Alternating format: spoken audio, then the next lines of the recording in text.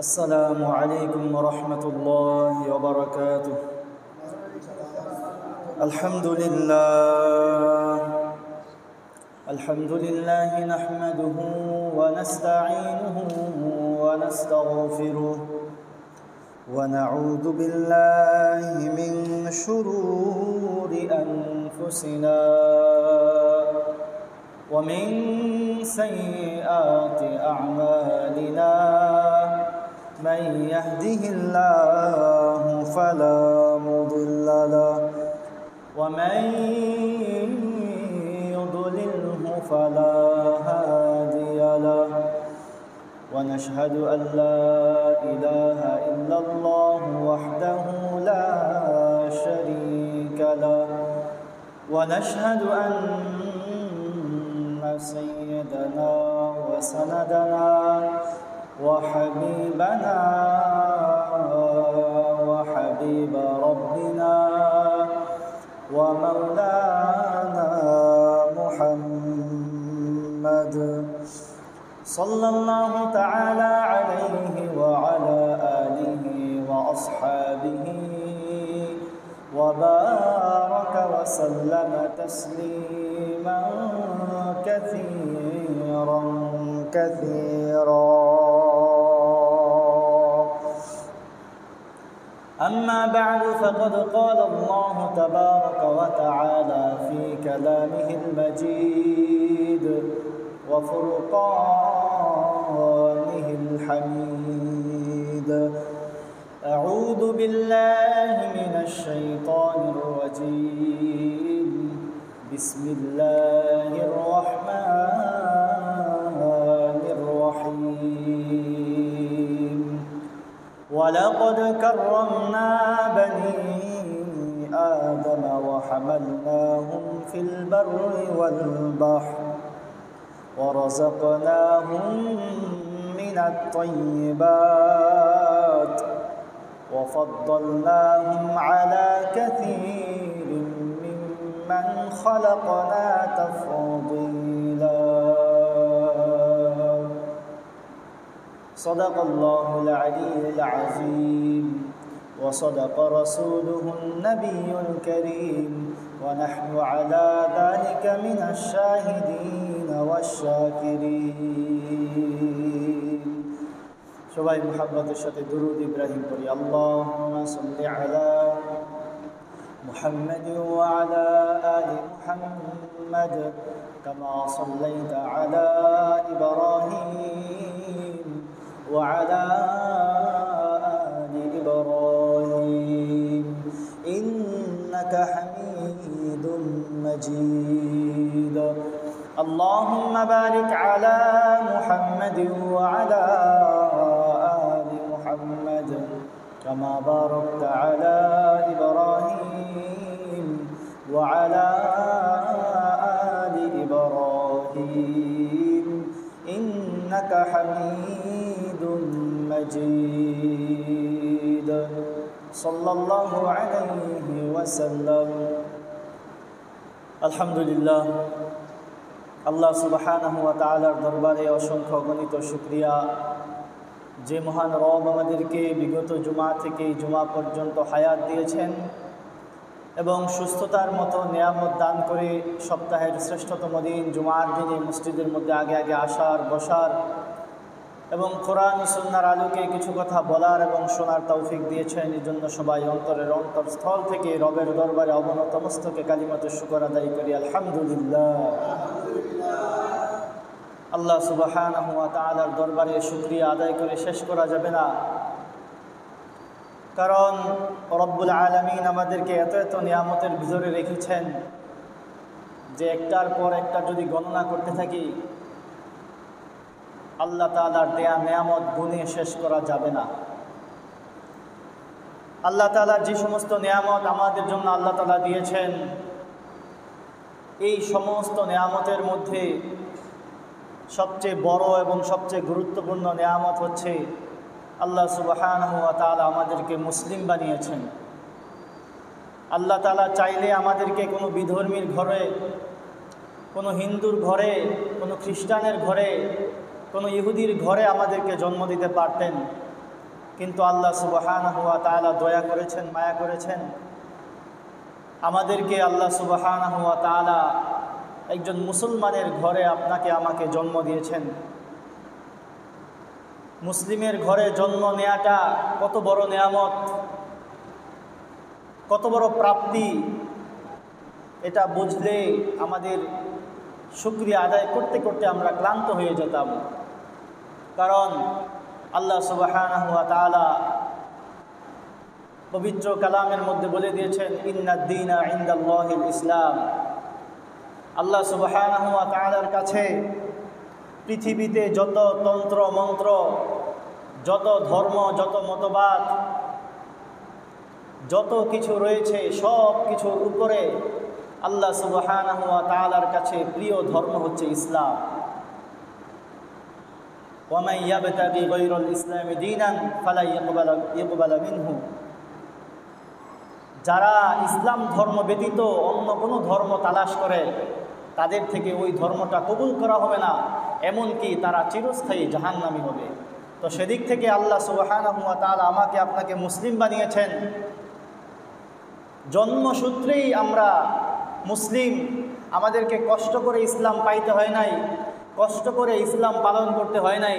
আল্লাহ সুবহানাহু ওয়া তাআলা আমাদেরকে জন্মসূত্রে মুসলিম বানিয়ে দিয়েছেন। এই জন্য আবারও আমরা অন্তরের অন্তঃস্থল থেকে রবের দরবারে শুকরিয়া আদায় করি, আলহামদুলিল্লাহ। ইসলাম হচ্ছে এমন একটা ধর্ম যেই ধর্মের মধ্যে মানুষের প্রত্যেকের অধিকার নিশ্চিত করেছে। চাই সে মুসলিম হোক, চাই সে বিধর্মী হোক, যদি রাষ্ট্রটা ইসলামী রাষ্ট্র হয়, রাষ্ট্রটা যদি ইসলামী শাসন কানুন, ইসলামী আইন কানুনের মাধ্যমে চলে, সমাজটা যদি ইসলামী আইন কানুনের মাধ্যমে চলে, তাহলে এই সমাজের মধ্যে কেউ অবহেলিত থাকবে না, কেউ নির্যাতিত, নিপীড়িত, বঞ্চিত কেউ থাকবে না। সকলের অধিকার এই ইসলামের মধ্যে রক্ষা হয়। ইসলামই একমাত্র ধর্ম যেই ধর্মের মধ্যে মানুষের প্রত্যেকের একদম উঁচু স্তর থেকে নিচু স্তর, একদম জুতা সেলাই করানো মুচি থেকে নিয়ে একদম পার্লামেন্টের সদস্য, সমাজের যে অধিপতি, সমাজের যে কর্তা, উভয়ের সকলের অধিকার ইসলাম নিশ্চিত করেছে। সুতরাং ইসলাম ধর্মটা আমাদের জন্য আল্লাহ সুবহানাহু ওয়া তাআলার দেয়া একটা সর্বশ্রেষ্ঠ ধর্ম। ইসলামের মধ্যে মানুষের যে অধিকার সংরক্ষণ করেছে, অন্য কোনো ধর্মের মধ্যে এমন অধিকার নিশ্চিত করতে পারে নাই। সুতরাং আজকে আমরা ইসলাম আমাদের জন্য কি কি অধিকার রেখেছে, ইসলামী শাসন কানুন, ইসলামী আইন কানুন মেনে চললে ইসলাম আমাদের জন্য কি কি অধিকার রেখেছে, ইসলামী খেলাফার অধীনে থাকলে, ইসলামী রাষ্ট্র ব্যবস্থার অধীনে থাকলে আমাদের কি ফায়দা হবে, এই ধরনের কিছু আলোচনা আমরা করার চেষ্টা করব। মা তৌফিক ইল্লা বিল্লাহ। দেখেন ইসলাম কি পরিমাণ মানবতা নিশ্চিত করেছে, এটা আমরা ইসলামের শুরুর দিকে তাকাইলেই দেখতে পাই। আমরা জানি যখন ইসলামের আগমন হয়েছে নবী মুহাম্মদ সাল্লাল্লাহু আলাইহি ওয়াসাল্লামের উপর, তখন ওই যুগের অবস্থা কেমন ছিল আমাদের সকলেরই জানা। জাহিলিয়াতের অন্ধকারে পুরা পৃথিবী অন্ধকারাচ্ছন্ন ছিল, কোথাও কোনো মানুষের অধিকার নিশ্চিত ছিল না। কে কার হক নষ্ট করছে, কে কাকে হত্যা করছে, এইগুলা গোনার টাইম ছিল না। যার যেভাবে মন চায় ওইভাবেই চলতো। সমাজের উঁচু শ্রেণী নিচু শ্রেণীর উপর জুলুম নির্যাতন নিপীড়ন করত, নিচু শ্রেণীর সম্পদগুলো বুক দখল করত, অন্যায়ভাবে মানুষের সম্পদ দখল করত। ঠিক ওই সময়ে যখন ইসলামের আগমন ঘটল, তখন ওই জাহিলিয়াতের মানুষগুলোকে আল্লাহ সুবহানাহু ওয়া তাআলার দেয়া আইন কানুন মতে তারা এমন মানুষে পরিণত হয়েছিল, বর্তমানে ওই সমস্ত মানুষের নাম বলতে গেলে আমরা বলি রাদিয়াল্লাহু তাআলা আনহুম। ওই জাহিলি যুগের অন্ধকারাচ্ছন্ন মানুষগুলোকে ইসলামের ছোঁয়াতে অন্ধকার থেকে বের করে আলোতে এনে তাদেরকে সোনালী মানুষে পরিণত করেছিলেন এই ইসলাম। সুতরাং এই ইসলাম মানুষের জন্য যে অধিকার রেখেছে, এই ধরনের অধিকার অন্য কোনো ধর্মে, অন্য কোনো তন্ত্র মন্ত্র ইজমের মধ্যে আর রাখে নাই। ইসলাম মানুষের যে অধিকার রেখেছে এর মধ্যে সর্বপ্রথম যে অধিকারটা আমরা দেখতে পাই, যেই অধিকারটার সম্পর্কে সচেতন হইলে বর্তমান সমাজটা শান্তি শৃঙ্খলার মধ্যে প্রতিষ্ঠিত হয়ে যাবে, এর মধ্যে একটা হচ্ছে ইসলাম মানুষের বেঁচে থাকার অধিকার নিশ্চিত করেছে। দেখেন বর্তমান সময়ে বাড়ি থেকে বের হলেই শোনা যায় ওই জায়গায় অমুক খুন হয়েছে, পত্রপত্রিকা খুললেই দেখা যায় ওই জায়গায় অমুককে হত্যা করেছে, টিভি চ্যানেল খুললেই দেখা যায় যে অমুক জায়গায় অমুক দলের লোক অমুক দলকে হত্যা করেছে, খুন করেছে। সম্পত্তির লোভে বাবা ভাইকে হত্যা করেছে, বাবা তার আপন চাচাকে হত্যা করেছে, ভাই তার আপন ভাইকে হত্যা করেছে। তুচ্ছ তুচ্ছ বিষয় নিয়ে সন্তান তার মা বাবাকে হত্যা করতেছে। তো ইসলাম যদি সঠিকভাবে সমাজের মধ্যে থাকতো, ইসলামী আইন কানুন যদি সমাজের মধ্যে থাকতো, তাহলে এই ধরনের হত্যা, রাহাজানি, খুন এইগুলো আমরা প্রতিদিনকার মতো নিউজ পাইতাম না, যদি ইসলাম সঠিকভাবে থাকতো। কারণ ইসলাম মানুষের বেঁচে থাকার অধিকারকে নিশ্চিত করেছে। ইসলাম কেমনভাবে মানুষের বেঁচে থাকাকে নিশ্চিত করেছে আমরা কোরআনে কারিমের মধ্যে দেখতে পাই। আল্লাহ সুবহানাহু ওয়া তাআলা মানব হত্যা, মানুষ হত্যাকে কত গুরুতর, কত জঘন্যতম অপরাধ হিসেবে উল্লেখ করেছেন। আল্লাহ সুবহানাহু ওয়া তাআলা পবিত্র কালামের মধ্যে বলেন, ইয়া আইয়ুহাল্লাযীনা আমানু কুতিবা আলাইকুমুল কিসাসু ফিল কতলা। আল্লাহ তাআলা এই মানব হত্যা, মানুষ হত্যা, এই তুচ্ছ তুচ্ছ বিষয় নিয়ে একজন আরেকজনকে যে হত্যা করে, এই হত্যা থাকতো না যদি ইসলামী আইন কানুন, ইসলামী শাসন বিধান যদি সমাজের মধ্যে থাকতো।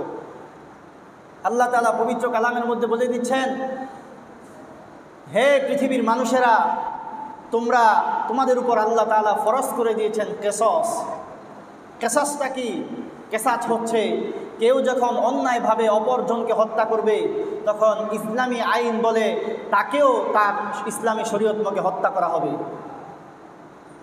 একজন মুসলমান অপর মুসলমানকে অন্যায়ভাবে কোনো অপরাধ ছাড়াই হত্যা করলো, ছোট্ট একটা বিষয় নিয়ে তাকে হত্যা করে ফেললো, ইসলামী আইন হচ্ছে, ইসলামী শাসন বিধান যদি থাকতো, তাহলে ইসলামী আইন হচ্ছে তাকেও তার বদলে হত্যা করা হবে।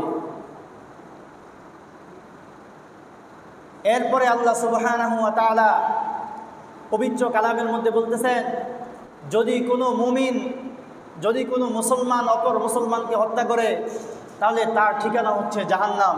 আল্লাহ সুবহানাহু ওয়া তাআলা বলেন, ওয়া মান ইয়াকতুল মুমিনান মুতাআম্মিদান ফাজাযাউহু জাহান্নামু খালিদান ফিহা। একটা মুসলমান যদি অপর মুসলমানকে অন্যায়ভাবে ইচ্ছাকৃতভাবে হত্যা করে, অন্যায়ভাবে ইচ্ছাকৃতভাবে যদি একজন মুমিন অপর মুমিনকে হত্যা করে, তাহলে ইসলামের বিধান বলে দেয়, ইসলাম বলে যে তার ঠিকানা হচ্ছে চিরস্থায়ী জাহান্নাম। সে যত বড় আমলওয়ালাই হোক না কেন, সে যত বড় ইবাদত গুজারি হোক না কেন, সে যদি অপর কোনো মুমিন ভাইকে হত্যা করে, আল্লাহ সুবহানাহু ওয়া তাআলা বলে দিচ্ছেন তার ঠিকানা হবে জাহান্নাম। ওয়া আ'আদ্দা লাহু আযাবান আযীমা। আল্লাহ সুবহানাহু ওয়া তাআলা তার জন্য মহা শাস্তি রেডি করে রেখেছেন। ইসলাম যদি থাকতো, তাহলে এই সমস্ত বিধিবিধান সমাজের মধ্যে সবার জানা থাকতো। কেউ একজন কাউকে হত্যা করলে হত্যার বদলে যখন আরেকটা হত্যা হইতো, এই জিনিসটা যখন অপর সবাই দেখতো, তখন অটোমেটিকলি অন্যায়ভাবে কেউ কাউকে আর হত্যার মধ্যে পা বাড়াতো না। শুধুমাত্র তাই নয়, শুধুমাত্র একজন মুসলমানকে হত্যা করলেই যে তার ঠিকানা জাহান্নাম, তাকে হত্যা করা হবে, বিষয়টা এমন নয়। আল্লাহ রাসূল সাল্লাল্লাহু আলাইহি ওয়াসাল্লাম হাদিসের মধ্যে বলে দিয়েছেন, যদি কোনো মুসলিম রাষ্ট্রের মধ্যে কোনো বিধর্মী বসবাস করে, চাই সে হিন্দু হোক, খ্রিস্টান হোক, বৌদ্ধ হোক বা অন্য যে কোনো ধর্মাবলম্বী হোক, এরা যদি মুসলিম রাষ্ট্রের মধ্যে জিজিয়া দিয়ে, কর দিয়ে বসবাস করে, তাহলে এই অমুসলিম একটা ব্যক্তিকে হত্যা করলেও আল্লাহ রাসূল সাল্লাল্লাহু আলাইহি ওয়াসাল্লাম বলেন তাকেও এই জন্য হত্যা করা হবে। অর্থাৎ ইসলামী আইন কানুন যদি সমাজের মধ্যে থাকতো, প্রতিষ্ঠিত থাকতো, তাহলে একটা অমুসলিমও সমাজের মধ্যে নিরাপদ থাকতো, তার জানমালের নিরাপত্তা থাকতো। আজকে আমরা দেখি অহরহ এইজন আরেকজনকে হত্যা করছে, অপরজন আরেকজনকে হত্যা করতেছে। এই ধরনের হত্যার খবর আমরা প্রতিদিন আমাদের স্বাভাবিক ঘটনায় পরিণত হয়েছে। এগুলা কেন হচ্ছে? এর একমাত্র কারণ হচ্ছে সমাজের মধ্যে ইসলাম না মানা, সমাজের মধ্যে ইসলামী আইন কানুনের তোয়াক্কা না করার পরিণতি হচ্ছে এই অহরহ সমাজের মধ্যে হত্যার ঘটনা ঘটতেছে। দেশের মধ্যে একের পর হত্যা হচ্ছে, কোনো বিচার নাই, কোনো বিচার ব্যবস্থা নাই, আল্লাহ সুবহানাহু ওয়া তাআলার দেয়া নিয়ম নীতির কোনো তোয়াক্কা নাই। এই জন্য সমাজের মধ্যে অহরহ হত্যা হচ্ছে, কেউ কোনো হত্যা থেকে শিক্ষা নিচ্ছে না। কারণ কি?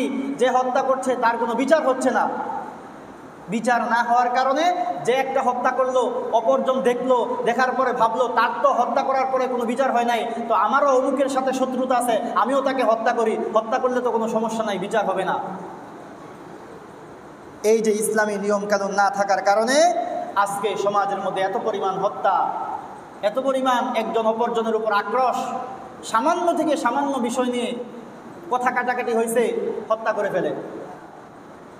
আল্লাহর হাবিব সাল্লাল্লাহু আলাইহি ওয়াসাল্লাম বলেন, হত্যা করাটা, মানুষ হত্যা, মানব হত্যা এত বড় অপরাধ।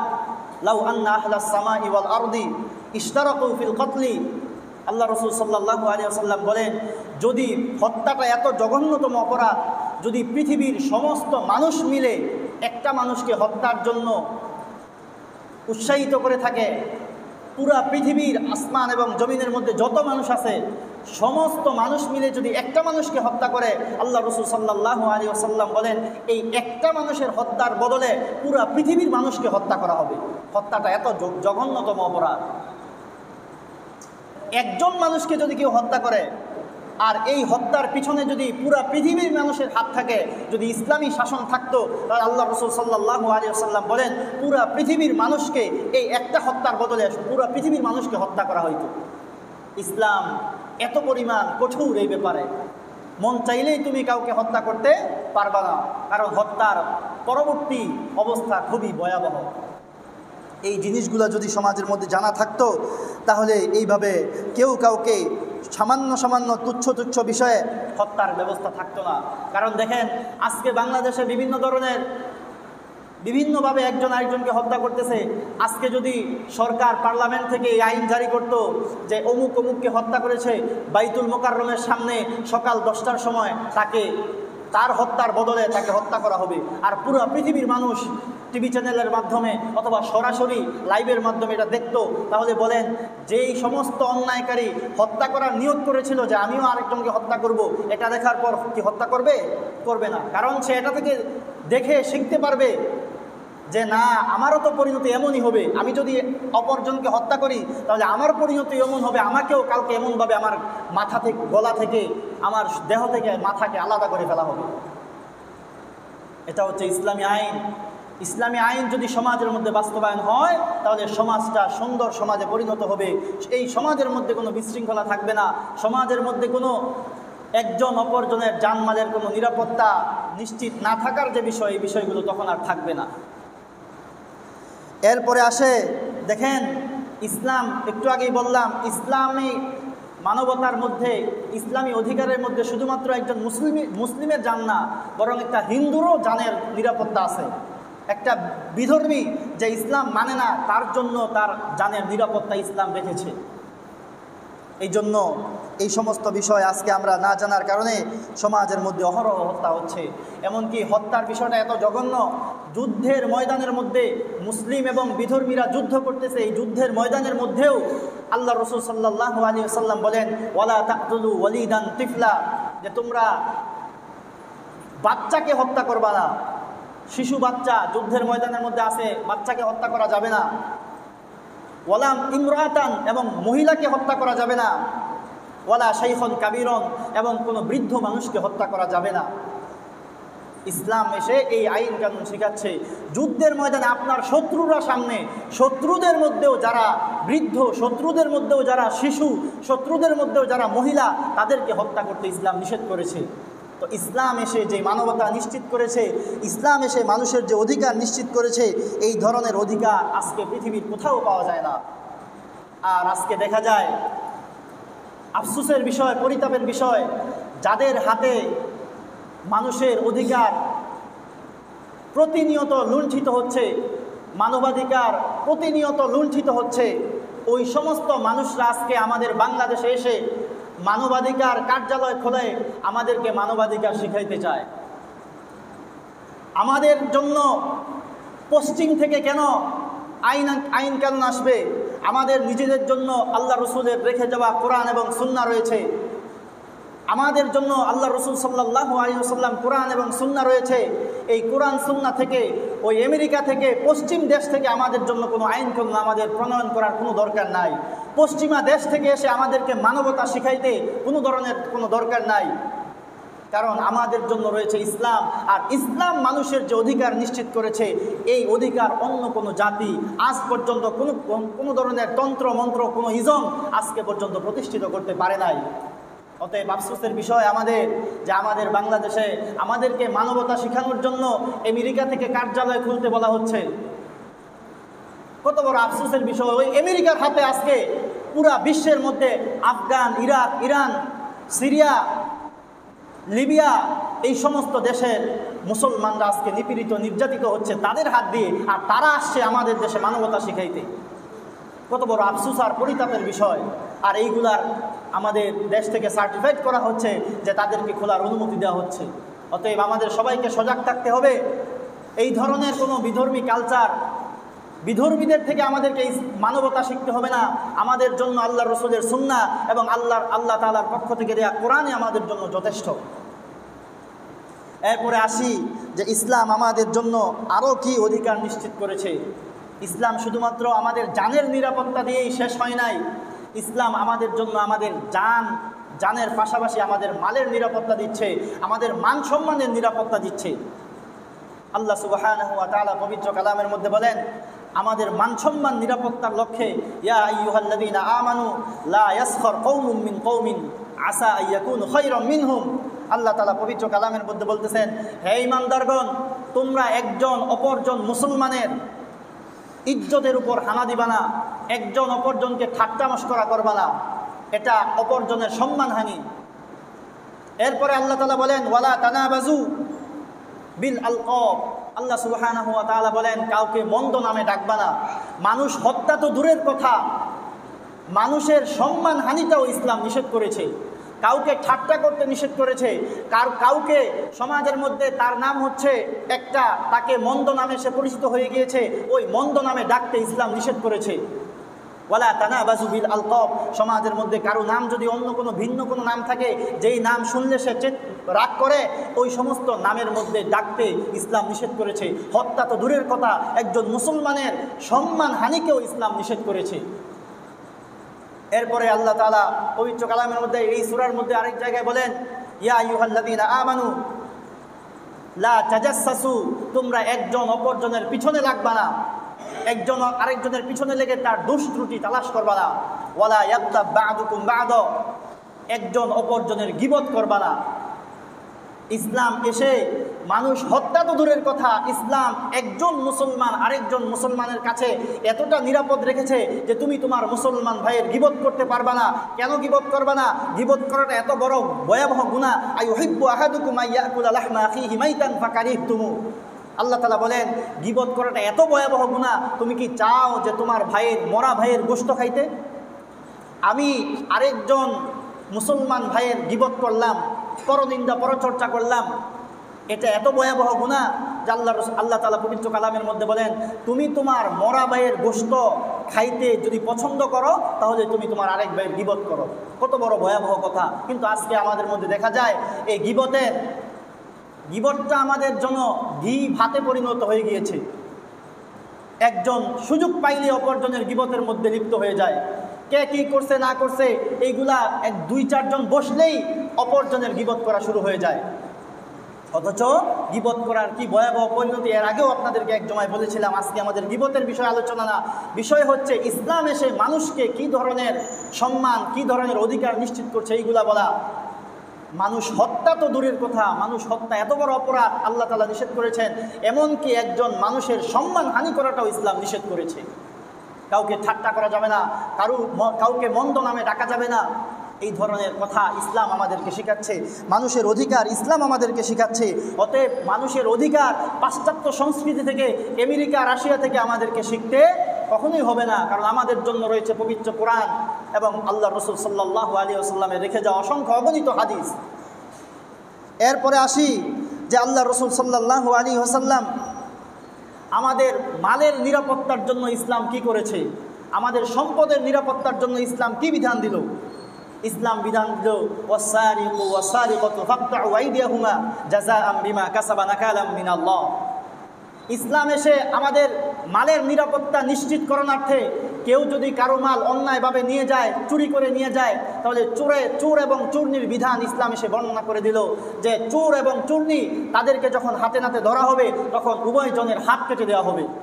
ইসলাম এসে নিশ্চিত করলো যাতে করে আমাদের মাল নিরাপদ থাকে। অতএব ইসলামী রাষ্ট্র যখন কায়েম হবে, ইসলাম যখন সমাজের মধ্যে বাস্তবায়িত হবে এবং কোরআনের আইনগুলো যখন সমাজের মধ্যে বাস্তবায়িত হবে, মানুষ হত্যা হবে না, মানুষের উপর একজন মানুষ আরেকজনকে ঠাট্টামস্করা করবে না, এই অধিকার থাকবে না, ইসলাম দিবে না। ইসলামী রাষ্ট্র এই অধিকার দিবে না। এমনিভাবে ইসলামী রাষ্ট্র এই অধিকার কাউকে দিবে না, একজনের মাল অপরজন অন্যায়ভাবে আত্মসাৎ করতে দিবে না।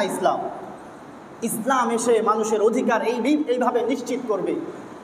কিন্তু আজকে আমাদের ইসলামী অধিকার, মানুষের অধিকার সঠিকভাবে আমাদের সমাজের মধ্যে বাস্তবায়িত হয় না। আমাদের সমাজের মধ্যে আজকে ইসলাম না থাকার কারণে, যদি ইসলামী রাষ্ট্র ব্যবস্থা থাকতো, ইসলামী আইন কানুন যদি পার্লামেন্ট থেকে আমাদের সমাজের মধ্যে, আমাদের রাষ্ট্রের মধ্যে বাস্তবায়িত করা হইতো, তাহলে ঠিকই সমাজটা শান্তি শৃঙ্খলায় প্রতিষ্ঠিত হয়ে যেত।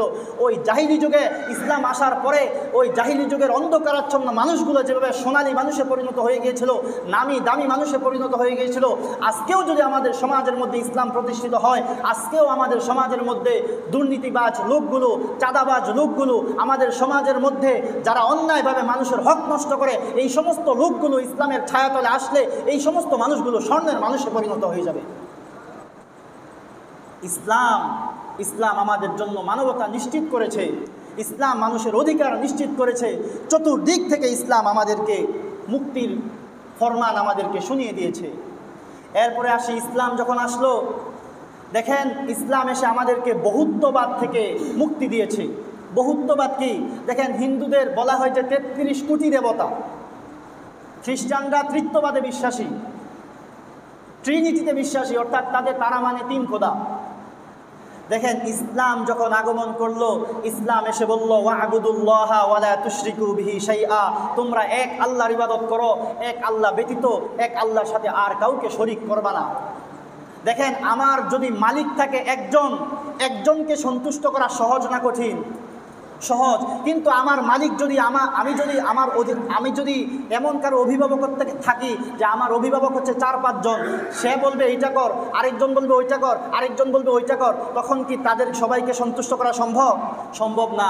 ইসলামে সে এটাই বলেছে ওয়া'বুদুল্লাহা ওয়ালা তুশরিকু বিহি শাইআ, হে মানুষ, তোমাদেরকে আমি বহুত্ববাদ, তোমাদের মনের মধ্যে যে অশান্তি বিশৃঙ্খলা, তোমাদের মনের মধ্যে যে অশান্তি বিরাজ করতেছে, এইগুলা থেকে তোমাদেরকে মুক্তি দিলাম। তোমরা এক আল্লাহর ইবাদত করো, তোমাদের অভিভাবক এক আল্লাহকে বানিয়ে নাও, বহু খোদাকে তোমাদেরকে খুশি করতে হবে না, এক আল্লাহকে খুশি করে নাও, তোমাদের জন্য জান্নাত আল্লাহ সুবহানাহু ওয়া তাআলা রেখে দিয়েছেন।